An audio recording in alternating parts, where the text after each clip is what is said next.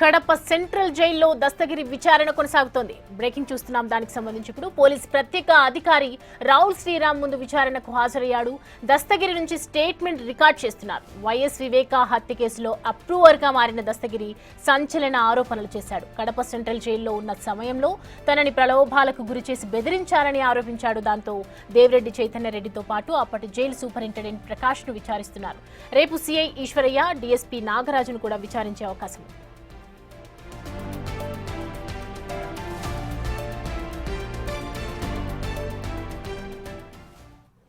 Right, ఇక ఈ అంశానికి సంబంధించి పూర్తి అప్డేట్స్ మనకి మధు లైవ్ లో జాయిన్ అవుతున్నారు. మధు, ప్రెసెంట్ చూస్తున్నాము వివేక హత్య కేసుకు సంబంధించి అప్రూవర్ గా ఎవరైతే మారారో దస్తగిరి, ఆయన స్టేట్మెంట్ రికార్డింగ్ ప్రకారం ఇంకా ఎవరెవరిని విచారించే అవకాశాలు ఉన్నాయి? ప్రెసెంట్ ఎలా ఉంది సిచ్యువేషన్?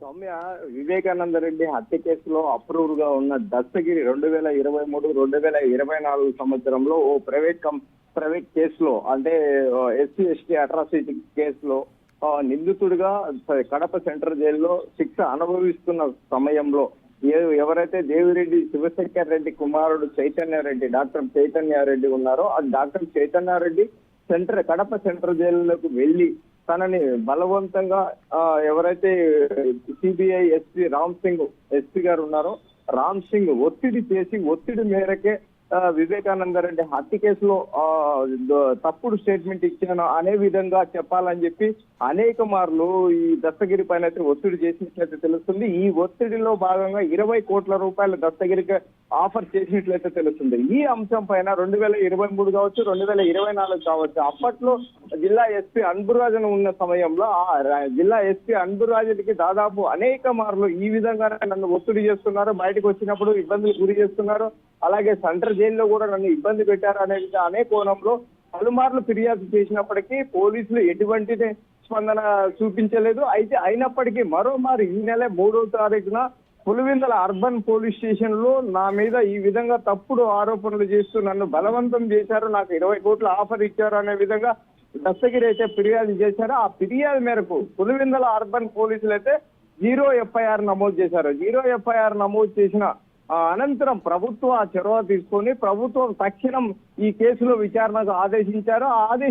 ఆదేశాల ప్రకారము Rajahmundry central jail superintendent Rahul Sriram ఈ ప్రత్యేక అధికారిగా నియమించారు. ఆయన ఆధ్వర్యంలో నేడైతే 12 గంటల సమయంలో దస్తగిరి వచ్చి స్టేట్మెంట్ అయితే ఇచ్చినట్లయితే తెలుస్తుంది. ఈ స్టేట్మెంట్ లో దాదాపు అప్పటి జైలర్ ప్రకాష్ కావచ్చు, అలాగే చైతన్య కావచ్చు, అలాగే మనం చూడొచ్చు ఇప్పుడు దస్తగిరి వస్తున్నారు, బయటకు వచ్చారు, ఇప్పుడే జస్ట్ దస్తగిరి బయటకు వచ్చారు. ఆ స్టేట్మెంట్ అయితే రికార్డ్ చేసి స్టేట్మెంట్ ఏ విధంగా స్టేట్మెంట్ ఇచ్చారనేది దస్తగిరితో మాట్లాడే ప్రయత్నం చేద్దాము. అయితే ఈ దస్తగిరి ఎవరి పేర్లు చెప్పారనేది దస్తగిరి బయటకు వచ్చాడు. దస్తగిరి మాటల ప్రకారము మనం ఇప్పుడు తెలుసుకునే ప్రయత్నం అయితే చేద్దాము.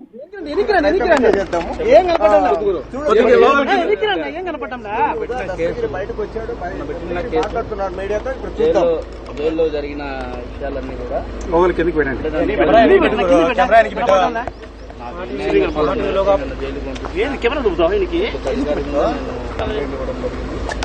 దాని మీద కూడా ప్రభుత్వం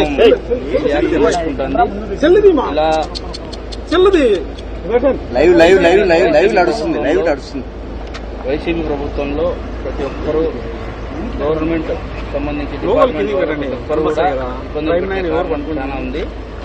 అందువల్ల ఈ రోజున నేను కంప్లైంట్ ఇచ్చిన వాళ్ళ మీద, ముఖ్యంగా జైల్లో జరిగిన దాని మీద సీరియస్ గా ఉండా, దాని మీద చంద్రబాబు నాయుడు గారు కావచ్చు, పవన్ కళ్యాణ్ గారు కావచ్చు, లోకేష్ గారు కావచ్చు, ప్రధానమంత్రి మోదీ గారు కావచ్చు, అమిత్ షా గారు కావచ్చు, దీన్ని క్షుణ్ణంగా పరిశీలించి తగిన సహాయం చేయాలని కోరుతాం.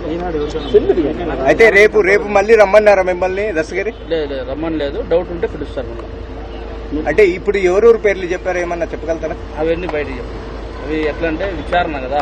అంటే ఈ కేసులో వాళ్ళు నలుగురి కాకుండా మరికొంతమంది ఉండే అవకాశం ఏమన్నా ఉందా? చెప్పలేము, అది గోప్యంగా పెట్టాలి కదా. అయితే చూడొచ్చు మనము. ఇంకా ఏమన్నా అడిగారు? అడగడం అంటే అదే ఎట్లా జరిగింది, ఎవరు వచ్చినారు, ఎవరు బెదిరించారు అనేది అడిగినారు. అంటే మేము ప్రలోభాల గురించి నేపథ్యంలో రెడ్డి ఉన్నారు, డాక్టర్ చైతన్య రెడ్డి ఉన్నారు. డాక్టర్ చైతన్య రెడ్డి కావచ్చు, అలాగే అప్పటి సూపరింటెండెంట్, జైలు సూపరింటెండెంట్ ప్రకాష్ కావచ్చు, అలాగే అప్పటి జమ్మలమడుగు డిఎస్పీ నాగరాజు కావచ్చు, అలాగే ఎర్రగుంట్ల సిఐ కావచ్చు, వీళ్ళందరూ రేపు విచారణకు వచ్చే అవకాశం అయితే ఉన్నట్లయితే దస్తగిరి మనకి చెప్తున్నారు. అయితే ఇప్పటి వరకు మధ్యాహ్నం 12 గంటల నుంచి 2 గంటల వరకు దస్తగిరి దగ్గర ఈ కేసులో ఎవరెవరు ఈ కడప సెంట్రల్ జైల్లో తన పైన ఒత్తిడి తెచ్చాడో అనే కోణంలో ప్రత్యేక అధికారి అయితే స్టేట్మెంట్ రికార్డ్ చేసినట్టయితే తెలుస్తుంది. చైతన్య, సౌమ్య, మధు, మనం చూస్తున్నాం ఇప్పుడు దస్తగిరి మాటలు వింటుంటే, అంటే ఇంకా విచారణ కంప్లీట్ కానట్టే అనిపిస్తుంది. అంటే నెక్స్ట్ మళ్ళీ పిలిచే అవకాశాలు ఉన్నాయా? ఈ రోజు వరకు ఇప్పుడు మాత్రం ఏకదాటిగా 2 గంటలు మాత్రం దస్తగిరి దగ్గర స్టేట్మెంట్ రికార్డ్ చేసుకున్నట్టయితే తెలుస్తుంది. మరోవైపు రేపు చైతన్య రెడ్డి కావచ్చు, అలాగే అప్పటి జైలరు ప్రకాష్ కావచ్చు, వీళ్ళిద్దరిని విచారించే అవకాశం ఉంది. అలాగే వారి దగ్గర నుంచి కూడా స్టేట్మెంట్ తీసుకునే అవకాశం ఉంది. అలాగే మరోవైపు అప్పటి జమ్మలమడుగు డిఎస్పీ నాగరాజు కావచ్చు, అలాగే ఎర్రగుంట్ల సిఐ కావచ్చు, వీళ్ళు నలుగురు రేపు విచారణకు హాజరయ్యే అవకాశం అయితే ఉంది. అయితే ఇప్పటికే ఎవరి మీద అయితే అభియోగం మోపుతున్నారో చైతన్య రెడ్డి అనే డాక్టర్ని ఇప్పటికే పోలీసులు అదుపులో ఉన్నట్లయితే మనకు ప్రాథమికంగా సమాచారం ఉంది. అయితే ఆ పోలీసుల అదుపులో ఉన్న చైతన్య రెడ్డిని నేరుగా రేపు కడప సెంట్రల్ జైలుకి తీసుకొచ్చి విచారణకు హాజరుపరుస్తారా అనే కోణం అయితే వేచి చూడాల్సి ఉంది. Soumya, thanks for the updates.